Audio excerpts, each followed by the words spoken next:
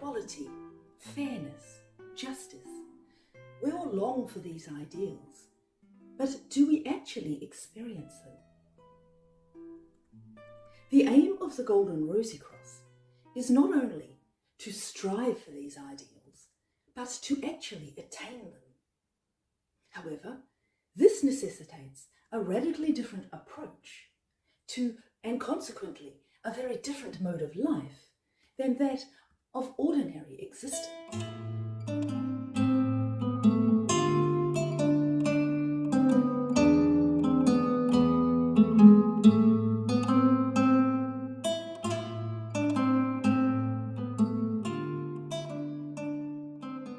In ordinary life, we are told that if we really want a just, fair society, an equitable society, we have to fight for it, right?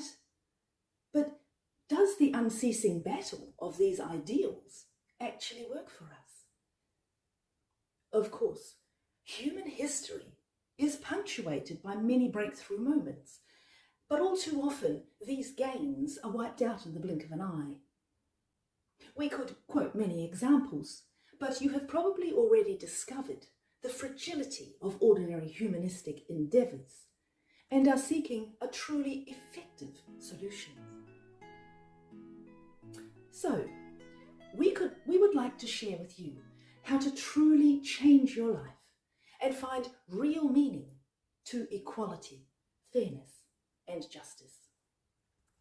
While these are often used interchangeably, the ideals of equality, fairness, and justice are interdependent. We all dream of an equal status of rights and opportunity, and we expect that in the pursuit of equality, we and others will conduct ourselves with fairness, that is, impartially, without favour or discrimination. And if this fairness is not forthcoming, then there is justice and karma as the correcting force of any improper actions. So, why is true equality so elusive for humanity? In George Orwell's allegorical novel Animal Farm, one of the rules of that utopian society was all animals are equal. However, over time, the meaning of equality was distorted, and so the rule changed to all animals are equal, but some animals are more equal than others. The great philosopher Aristotle, the founder of modern science and Western religious thought, said, "The worst form of inequality is to try and make unequal things equal." Well, friends, this sounds like an excuse for justifying inequality, but there is a much deeper meaning indicated here, which we would truly help in understanding the nature of these ideals and lead to a new, genuinely transformational mode of life. We invariably see equality, fairness, and justice from a personal perspective, from a purely material level, without regard to the universal spiritual principle, the spiritual reality within us, a reality that we may not even be aware of. The real issue is that our perception and our consciousness demands ideals while overlooking the transient nature of our material world, in which every action, every endeavour takes place in a fluid, subjective and dynamic condition.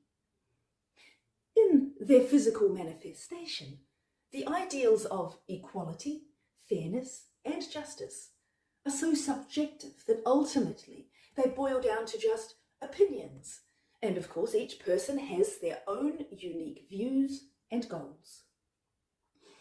So this is why, both personally and collectively, we often find ourselves alternating between feelings of elation and consternation, satisfaction and disappointment, righteousness and shame, triumph and loss. We see the world as divided into us and them, right and wrong, good and bad, and we see the interplay between these two conflicting realities. Add to this any element of egocentricity, and we end up with an explosive mix of disagreement and frustration and conflict. What is right for one is an anathema for another, and as a result, any striving from our own perspective often ends in the opposite of what we intended. So why does this happen? It happens because our goal and our method originates not from the basis of the universal spiritual reality that lies within us, that unifies us all, but from the self that makes us individualists, the egocentric self that attempts to divide the one thing that truly unites us. Why do we bemoan an unjust action? Why do we always demand a fair go?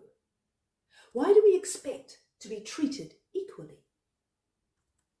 Questions like these play on our conscience and nag us to the core, because it is in the core of our being that an inner recognition of our true equality as spirit-bearing beings burns unfulfilled.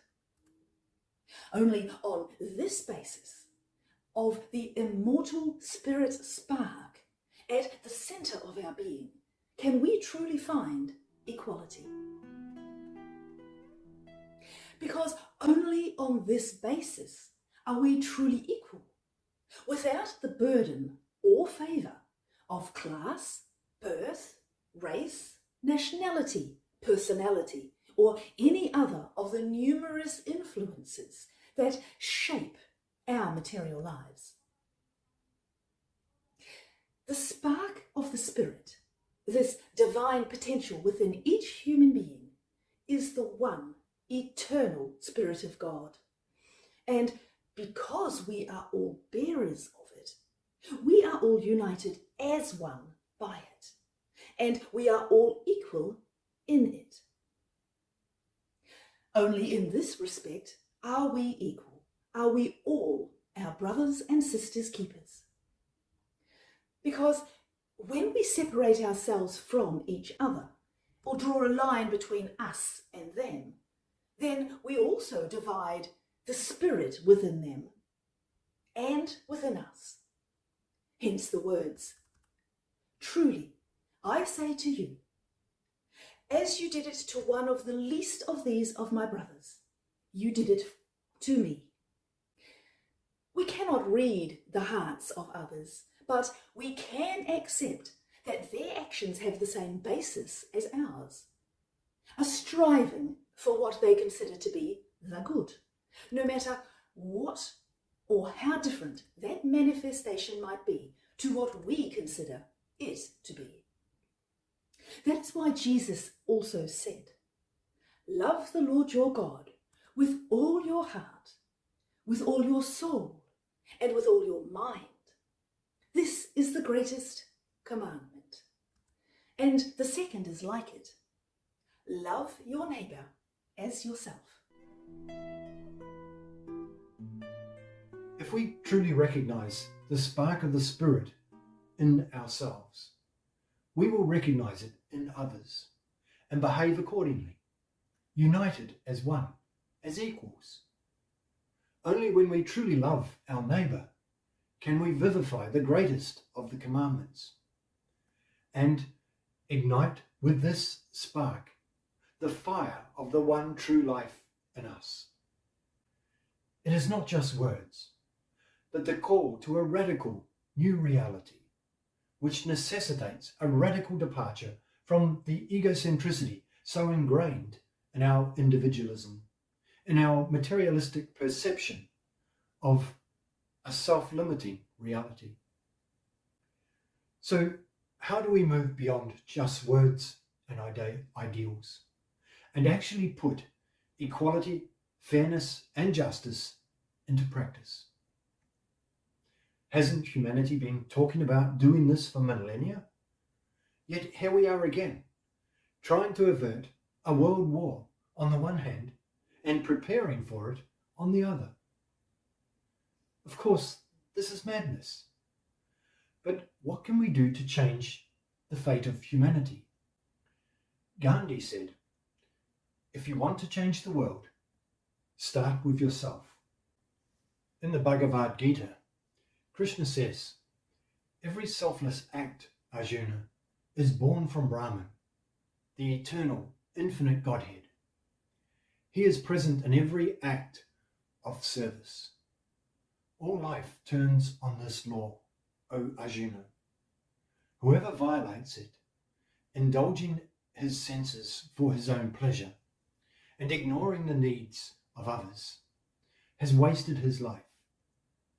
But those who realize the self are always satisfied, having found the source of joy and fulfillment.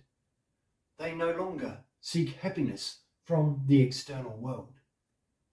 They have nothing to gain or lose by any action. Neither people nor things can affect their security. Strive constantly to serve the welfare of the world. By devotion to selfless work, one attains the supreme goal of life. Do your work with the welfare of others always in mind."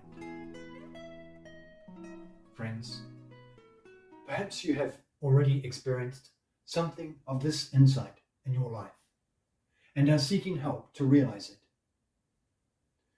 But for this, you will need to fully understand the reason we fail to attain these ideals. Our inner being longs for equality, even though our life experience tells us that in its physical manifestation, equality is always transient, fleeting, and subjective. The reality is that we cannot wish it into existence. Words and ideals alone cannot bring about equality. What is really needed is action, and right action can only come through right consciousness.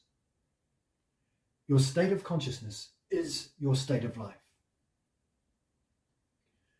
The adage, "You are what you eat," is not simply dietary advice. It extends to every influence you allow into your being, into your entire mental, astral, and etheric being. How then can we change our state of consciousness? We need to change the source and focus of our consciousness, purifying the forces that enter it and undertaking a complete self-transformation. The Golden Rosy Cross describes this as a fivefold path, which begins, firstly, with self-knowledge. We need to know what influences and forces work in us and why. We must identify, understand, and accept the necessity of self-transformation and truly understand its goal. Secondly, longing, because when we truly understand and accept that goal, we will feel compelled to make it and make the changes necessary for it. Then we yearn for change with our entire being and actively begin to purify it. Thirdly, surrender. Our yearning prepares and opens our heart and head for change.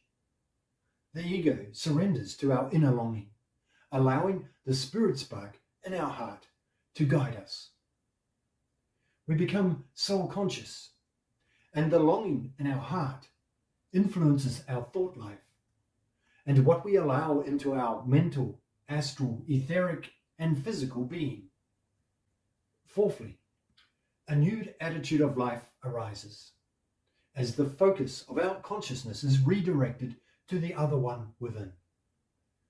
We neutralize any hindrances and barriers we discover on our path, and our decisions and actions change inwardly and outwardly transforming our entire being and our entire life. And fifthly, we enter the new life as we walk our path on the basis of the new spirit-soul consciousness. We live and radiate a spirit-soul conscious state of being, sharing with all the light we receive in true service to all people and the entire world. Well, dear friend, we all seek answers to the fundamental questions of life. But what the Golden Rosy Cross really wants to share with you are not questions, not answers, but real, practical, effective solutions that can and will truly transform your life for the benefit of all humanity. Thank you for listening.